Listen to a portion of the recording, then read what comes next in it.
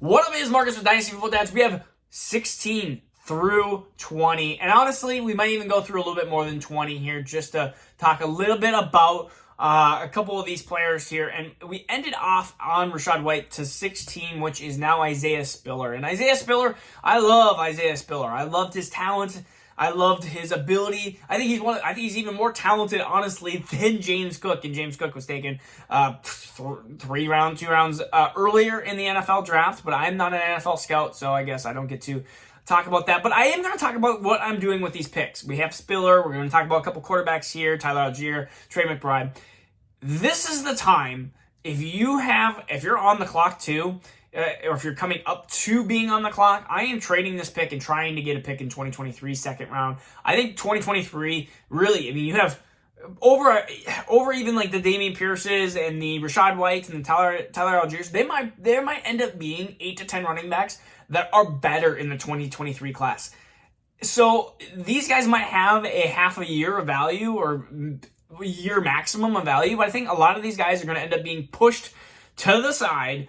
Like Michael Carter, unfortunately. And Michael Carter, a 4th round pick, ends up being somewhat successful and then now just shoved into not non-existency, but I mean, we're going to end up seeing very quickly how much they love Breece Hall, and Breece Hall being Batman and Michael Carter being Robin. And so we're going to see, I think, a lot of these running backs have a couple of good games like Khalil Herbert, and then they're just shoved to the side, unfortunately, just based off of talent-wise. This is a very weak running back depth class. So number 16 is Isaiah Spiller. I do like Isaiah Spiller if you are an Austin Eckler owner. If you're not, then this is, again, a pick that I am trying to trade away out of. Isaiah Spiller, talent-wise, probably, I would say RB3 talent-wise in this class. I think there's a lot of question to his speed and everything like that, but he's a powerful running back. He's a lot better than some of the other running backs that they've been having as that Austin Eckler fill-in. And Austin Eckler seems to always get hurt at least a couple of games of the year, and it seems to always be in the most important stretch.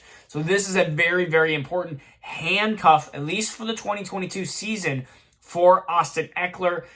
Again, I don't see them moving away at all of Austin Eckler. This is strictly the Alexander Madison type of handcuff. Austin Eckler, if he's off the field, if he's hurt for some reason, hamstring, it seems to be that. Knock on wood, because I have him a lot. Then Isaiah Spiller is going to be that fill-in. And then we're going to be talking about 17 and 18 is Malik Willis and Desmond Ridder here. Malik Willis is a big upside play here. If you're a team that is desperately in need of a quarterback, I'm okay with taking Malik Willis and Desmond Ridder here, because these guys, again, mobile quarterbacks that have a ton of upside and majority downside. They have a huge bust potential here. I mean, you can even see when you're not drafted in the first round as an NFL quarterback, you need the mobility of Russell Wilson, Dak Prescott to be relevant in fantasy football, and you have to be good at being a quarterback. These are both very good at being mobile, but they have a huge question mark on the can they start at that NFL level. And so again, Malik Willis has some of the best attributes I've seen as a powerful thrower, and the mobility wise, again, he is such a raw quarterback. I almost don't even, if you have these two players, if you have a mid-round second, I'm okay taking these players, but almost just say, hey, 2022, they're not going to play. I don't see either one of these players playing unless Ryan Tannehill gets hurt, or Marcus Mariota. I almost said Matt Ryan, because Matt Ryan's been Atlanta Falcon forever. But Marcus Mariota gets hurt. And even then, I think you're looking at, I don't want to say Joe Webb, but Joe Webb is kind of that, if you remember him, he used to be a Minnesota Vikings quarterback, Carolina quarterback for a little bit, could not throw past 10 yards. These guys can actually have an arm, but he almost relied strictly on mobility. And so I see these guys as very, very raw quarterbacks that need to be refined, but they have the ability to be, hey, even a Terrell Pryor type. Terrell Pryor, a successful fantasy quarterback at a period of time because of their mobility. So if you're into that second round, that middle 17, 18, I'm okay with taking a quarterback here if you're in a quarterback desperate need, or if you even have Ryan Tannehill and Marcus Mariota and you're just trying to fill in that third, fourth QB on your NFL, on your dynasty rosters here. Then we have Tyler Algiere. I think Tyler Algiere is the same as pretty much every other running back in this class. They have the potential because of landing spots, but are they going to break out? You have him, you have Dameon Pierce, you have Tyler Beatty, you have all these different running backs. Zamir White. Oh, there's all these different potentials, but you have many of these running backs are rounds 4 to 7. Oh, no, computer, don't update right now. You have all these different running backs from 4 to 7 that I just think are gonna end up being, like, I just would rather have a 2023 second at this point. In majority of cases, I'm not wanting one of these running backs. I think you might have a hit on one of them. One of the 10 running backs that are going to be drafted in rounds 2 through 4. You're going to have one of them be a hit in RB2, potentially like, I wouldn't even say Elijah Mitchell-esque because he had some injuries too, but I could see him being Khalil Herbert, but maybe extended for a couple more games, maybe 4, 5, 6 games, but then all of a sudden be shoved back into irrelevancy into the 2023 season. The next is Trey McBride, the number 1 tight end, but you are in a team that has Zach Ertz, so you have to be patient with this. Is, again, tight ends take 2 to 3 years, and this is going to be a 2 to 3 year project here.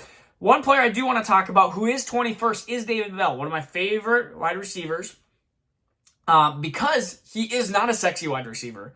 He is a guy that is a round 3 wide receiver, Cleveland Browns, so he has either Baker or Deshaun. We'll see what that ends up being. Right now it's Baker, and probably not Deshaun. But anyways, we have a wide receiver that I think is an actually talented wide receiver when it comes to the NFL level. It just doesn't have the elite attributes. I said Rashad Bateman kind of esque because Rashad Bateman was good at things but not great at anything. And so you can't just sit at David Bell and be like, man, he's got 4.3 speed. You can't look at David Bell and be like, oh gosh, he has exceptional route running. He has good route running. He has good to great hands, I guess you could say. But he's good at reading defenses. He's good at the release point. He's kind of good at everything, but doesn't have anything flashy. He's kind of not even fat. He's not super fast or anything like that. So when you talk about David Bell, he's one of these guys that I think you're going to look back at, and he has a chance of being this Jarvis Landry, Keenan Allen type because they're not flashy with numbers,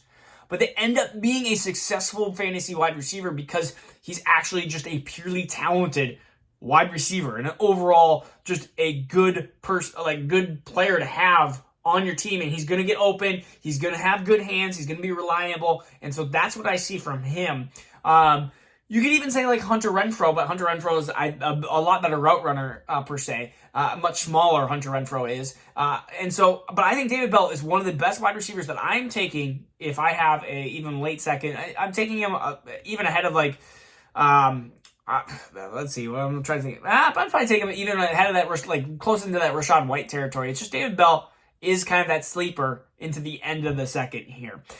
Alec Pierce, John Mechie, Jalen Tolbert. I mean, Alec Pierce is an interesting name just because of the opportunity that can be had there. I think Michael Pittman's going to have a really good year. I think this offense is going to run through Jonathan Taylor. So you might have a little bit of that, but you have Zamir White, Jalen Tolbert, Matt Corral, Wan'Dale Robinson, Brian Robinson, Jelani Woods.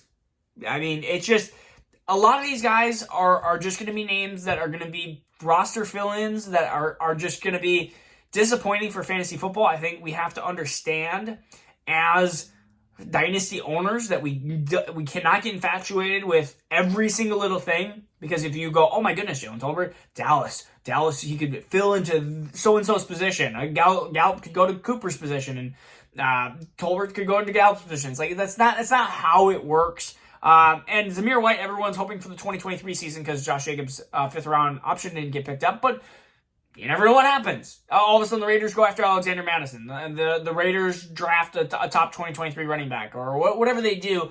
It's so many things can happen, and opportunity is so fluctuant in the NFL. Like, one day you have a horrible opportunity, the next day you have a great opportunity because of injuries. There are so many injuries that happen at the NFL level. So most of these guys, again, are a dart on the dartboard. It's not like I hate any of these players, but again, if you can trade into that 2023 class, I think there's going to be better depth, a better overall offensive draft board, because I think this 2022 class was really strong on the defensive end, not so strong on the offensive zone. You have a couple players that I really like, Breece Hall being the best of them, and then the rest of this class starts to get muddied really quick. Quarterbacks are not good. Tight ends are not good.